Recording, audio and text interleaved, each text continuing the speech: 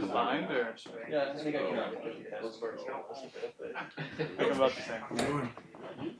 Great. Well, great game on Saturday. Was certainly a lot of fun for our players and our team. It's always a blast to see the fans so active, making such an impact on our game.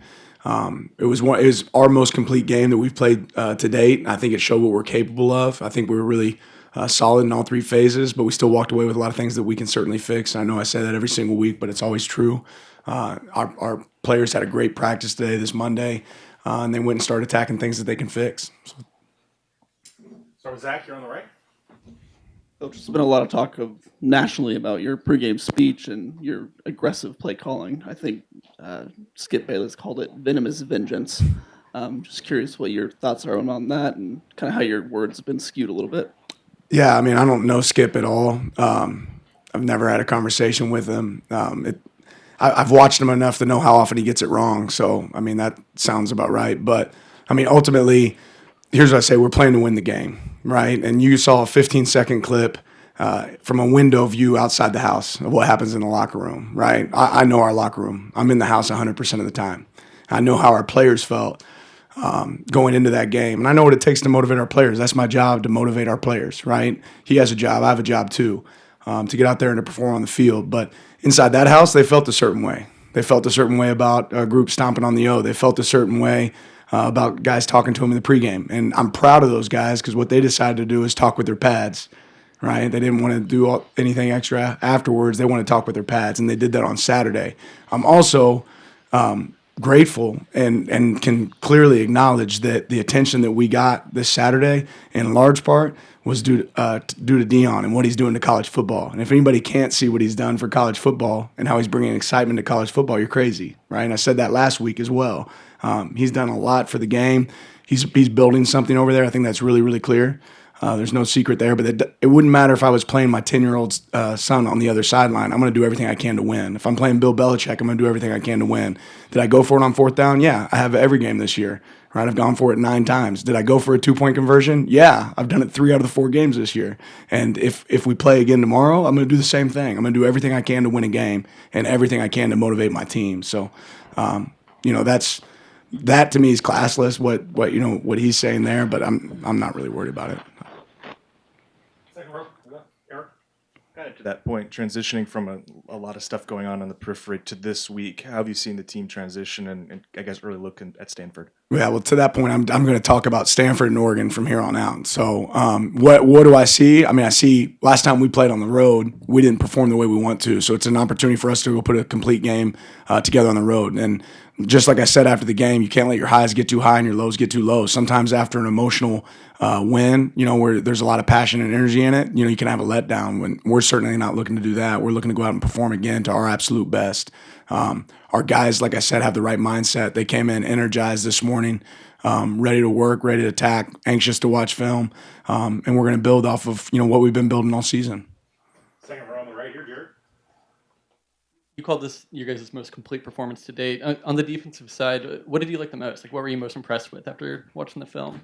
Like I said, I thought our coaches showed really good patience, right, of when to take advantage of opportunities, when to take risks. But on the same note, we were able to get a lot of things done with just rushing coverage and not feel like we had to throw everything at them to have success. We felt like we had an identity of who they were and what they had to do to be successful, and we felt like we took away their strength, right? We wanted to be able to get at their quarterback. Our defensive line did that, and we covered well on the back end, which allows you to get a good rush up front. So was proud of that.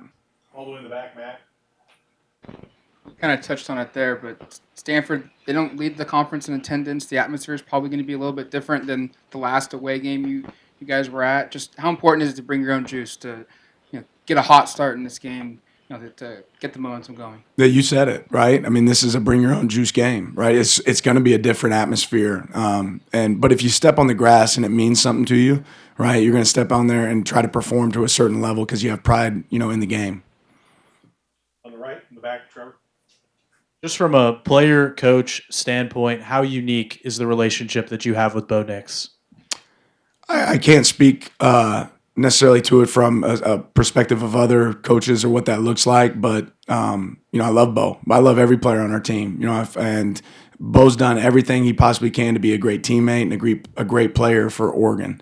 And he shows that every single day in the way he approaches everything that he does. So I'm always going to appreciate somebody that works as hard as he works, does what he has to do for our team to be successful and win, and operates the way he does each day. Front left, James. If Mace is unnecessary roughness because it's just after the whistle, though the quarterback was still up, the play was blown dead.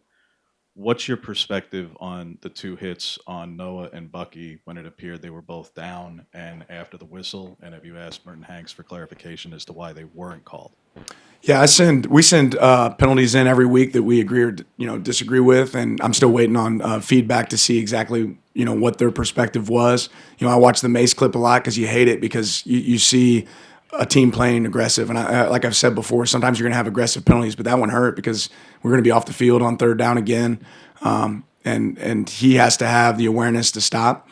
Right, and I don't know exactly when the whistle was blown in comparison to when the hit was finished. It's obvious that we had a sack already locked up. So I'm going to challenge Mace to slow down. Now on them not calling those other calls, I want to protect our players. I want to make sure we keep the game safe. They've been sent in. We'll see what they say. Front right, Zach. For the past couple of decades, this has turned into a really rich rivalry between Oregon and Stanford. There's been a lot of upsets. Notably in 2021, Oregon was number 3 and went down there and lost. How much do you make of that with your team? How much do you make that be known that they can't get complacent going into this game? Yeah, it's no secret, and our guys know that, right? I mean, you certainly pointed out there's a lot of pieces that can feed into distractions and not playing to your best, right? And like I said, all you have to do is point to this season. When we went down to Texas Tech, we didn't feel like we performed our best. So we're going on a road, and it's an opportunity for us to prove that we can. On the left, Eric.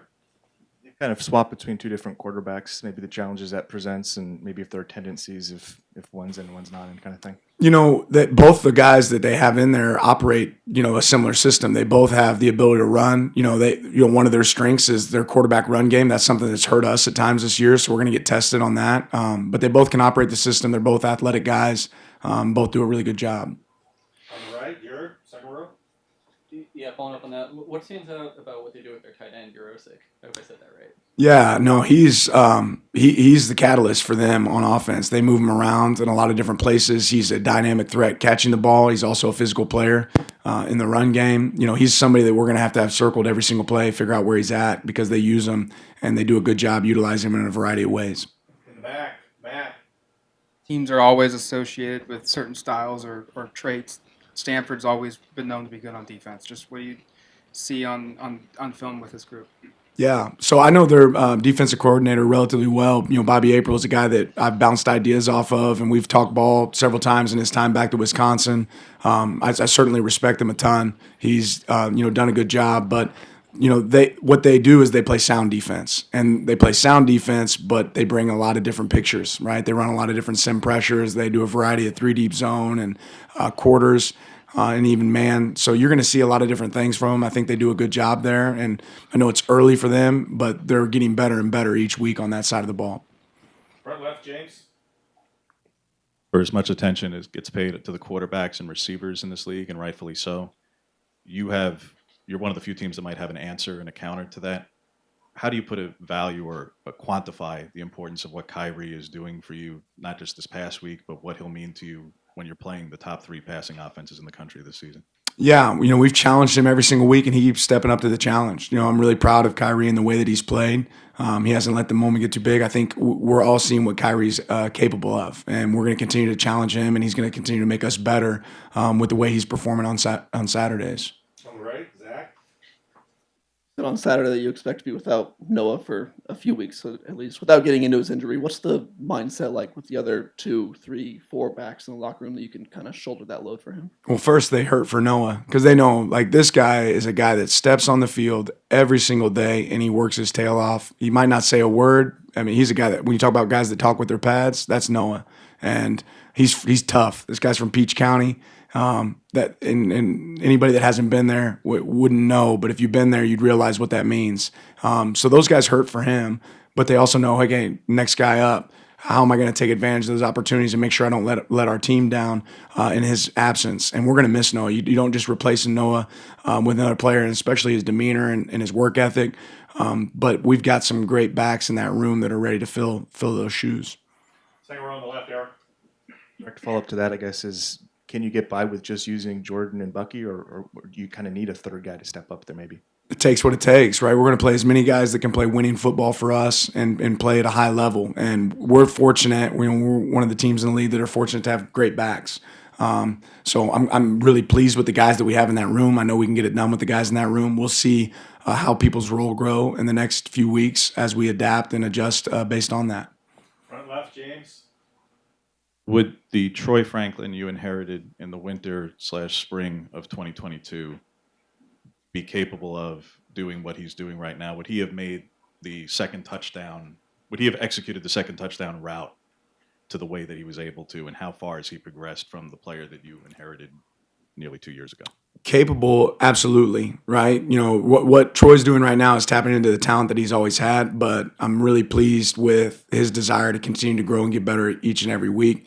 I tell you guys this each week, but if they do it in practice, they're going to do it in a game. Well, Troy does that in practice, right? He does it frequently in practice, and he's having a great season. But again, what I love about Troy the most is he could care less, right? He just wants to go out there and compete for his team. You see a guy go block, right, the way Troy blocks, right? That's something that sticks out to you. So that's the things that I continue to look for. Second row on the left, Eric. What stopped the 2-point conversion this time from working? They in reality it wasn't covered right, so there was a guy in the zone. I think they were playing man. I'm not sure exactly what they were playing, but they kind of fell into place, and we never gave our guys that look.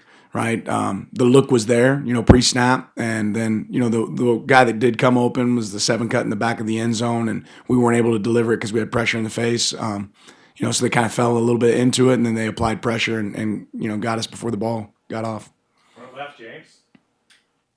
On the one true sack allowed, is Josh supposed to be able to get out as far to look like a wide 9, or does some other adjustment have to be made to try to avoid that? Yeah, combination, right? Yeah, there's certainly his responsibility on that play, but we feel like schematically we can do a better job of enhancing that and making that better. So that's something, that was in our doctor's report on Monday, and something that we're going to continue to work on and fix. That's all we have, Coach. All right, thank you.